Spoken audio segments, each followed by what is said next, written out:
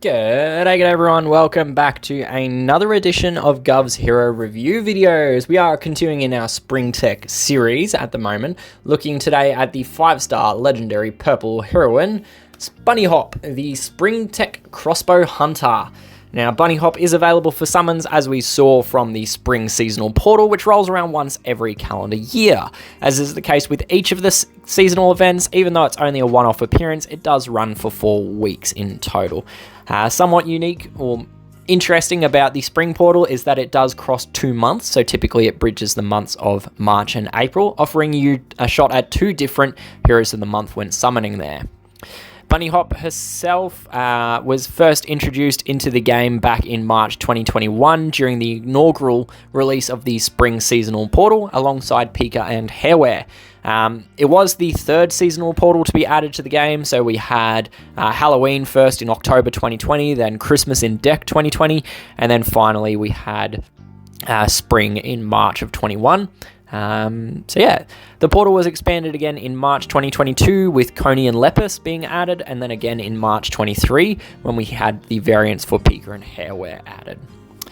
On the portal itself, the portal does have some odds. We can see them there at 0.6% chance for a legendary seasonal hero and 1% chance for a legendary seasonal variant hero. So to put that into perspective, if we were to do 100 summons in this portal costing us 26,000 gold, there is a 63% probability of drawing any of the variant heroes in it, that 100 summons, and a 45% probability of drawing one of the non-variant heroes.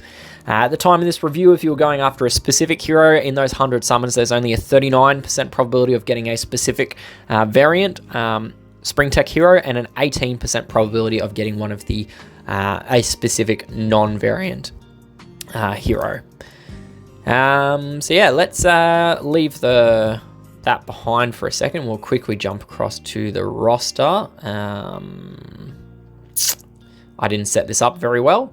Did I at all? But there's Bunnyhop there. So let's have a look at her artwork. So we can see she is a, crossbow hunter. She does only have 1 crossbow bolt, so I'm not sure if she's like a one and done, shoots and goes home kind of thing, or if she's got some magic secret source of crossbow bolts somewhere else on her person. But yeah, she's also, as all of the all the Spring heroes have, she does have sort of those ears going on. We can see them up the top there. But yeah, otherwise that's her artwork. Feel free to pause it if you wish, but otherwise let's go and have a quick squeaky peek at her family bonus. So she is a member of the Springtech family, which means that she is going to give a 5% charge instantaneously to all allies whenever she casts her special skill. This is increased by 2% per each unique Springtech hero in the battle. A couple things with this family bonus: it is a flat 5% that's given, so it doesn't matter what the hero's charge speed is, they'll all get 5% charge, meaning slow heroes do actually get more benefit than fast ones because slow heroes need more charge to get to 5% in the first place. It is also affected by charge generation modifiers like the variant bonus or class emblems or even buffs and ailments, but you're unlikely to really see much of an impact from this. I mean, if we take the 5% and use the 2% from her class node, it is only a 0.1% additional charge, so you're not even going to see that in battle, but it is something that's worth pointing out.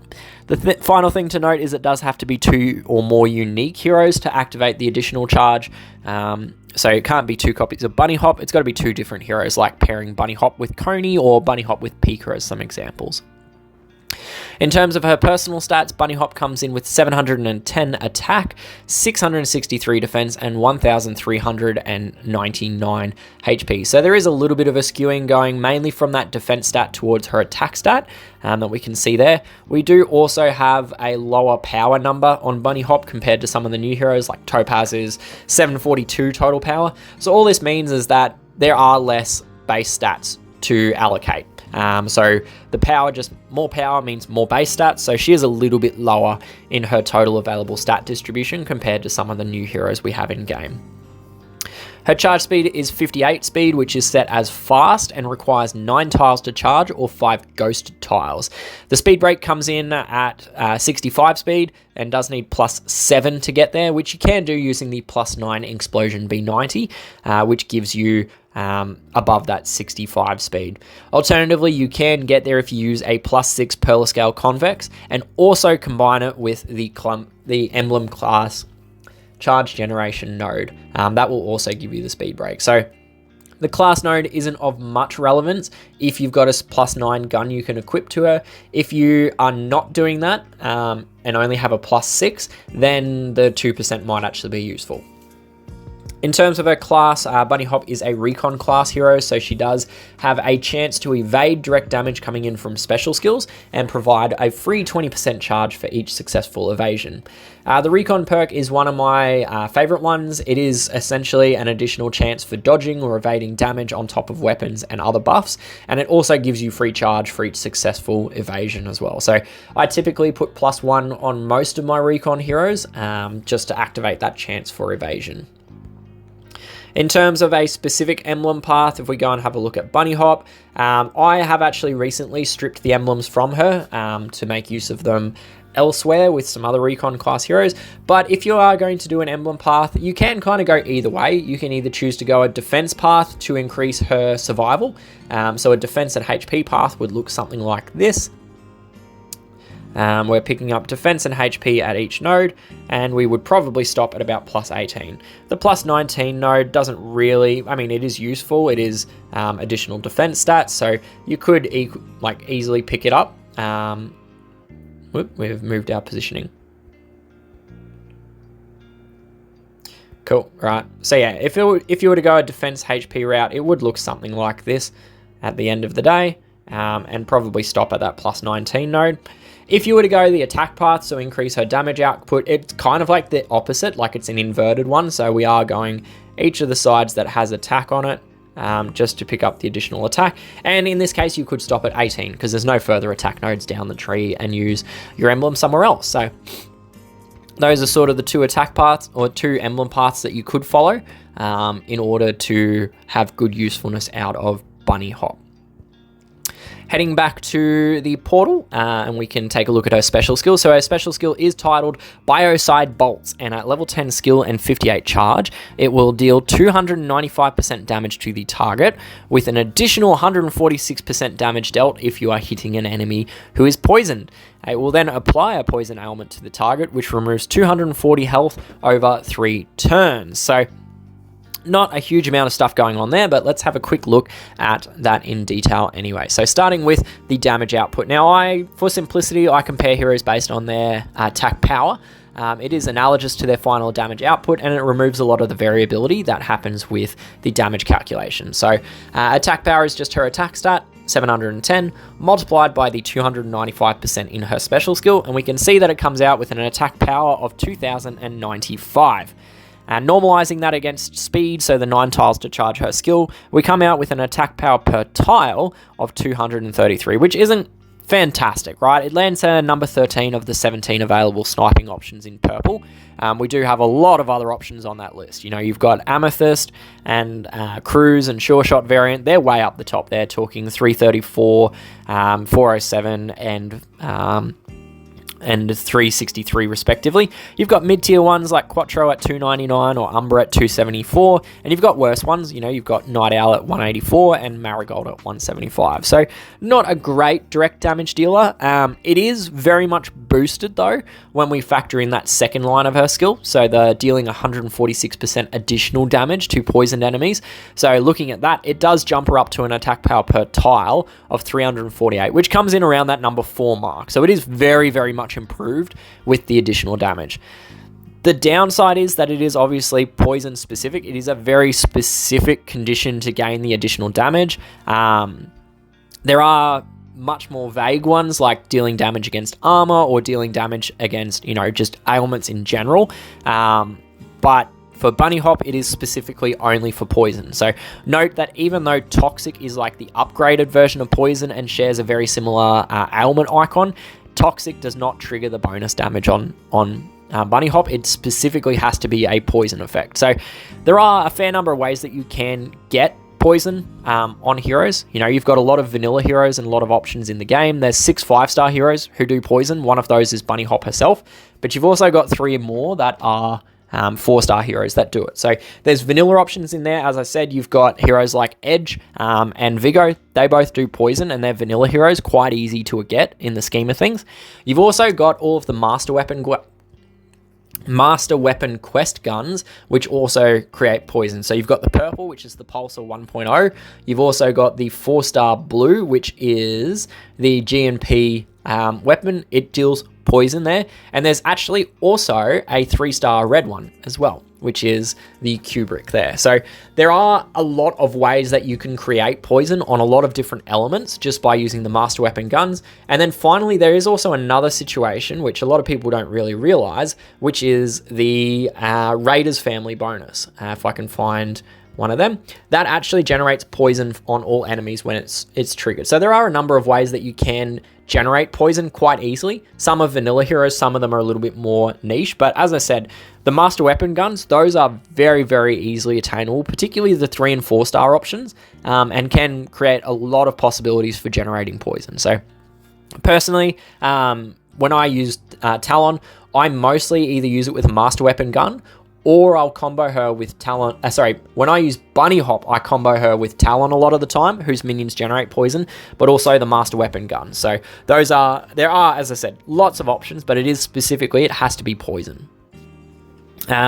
Moving on to the second part of her skill, which is the poison element itself. So this is the target receiving minus 240 damage over 3 turns. So 240 is a little bit of a weird number. It's on the lower end of the spectrum. Most DOT elements on 5-star heroes are 309 over 3 turns.